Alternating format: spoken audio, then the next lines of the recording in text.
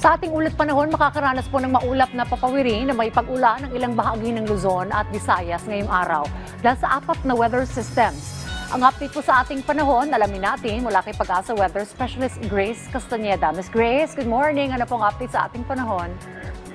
Good morning din po, Miss Diana, sa ating mga taga-subaybay. So, kanina pong 2 a.m., yung low pressure area na dating si Bagyong Vilma ay nag-dissipate na. But for now, meron po tayo muling minomonitor na low pressure area sa line 390 kilometers west of Puerto Princesa City, Palawan. So, ngayon po, magdudulot ito ng mga kalat-kalat na pag-ulan, pagkilat at pagkulog sa area ng Kalayaan Islands, and nakita po natin medium chance of development din itong low pressure area na ito. So expect po natin kapag po ito ay naging isang ganap na bagyo ay nasa labas na po ito ng ating area of responsibility and wala po itong magiging epekto sa anumang bahagi ng ating bansa. And sa kasalukuyan din, yung shear line nakaka-apekto pa rin sa eastern sections ng northern and central Luzon.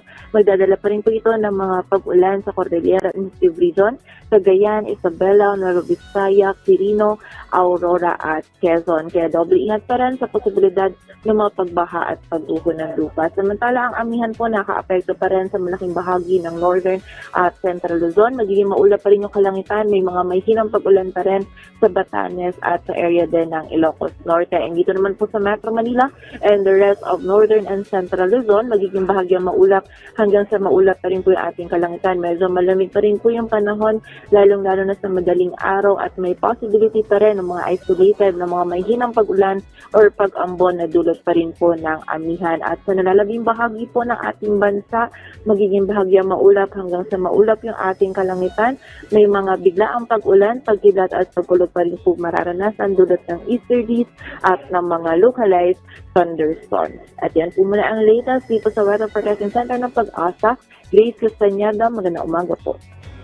Maraming salamat, Pag-asa Weather Specialist Miss Grace Castañeda.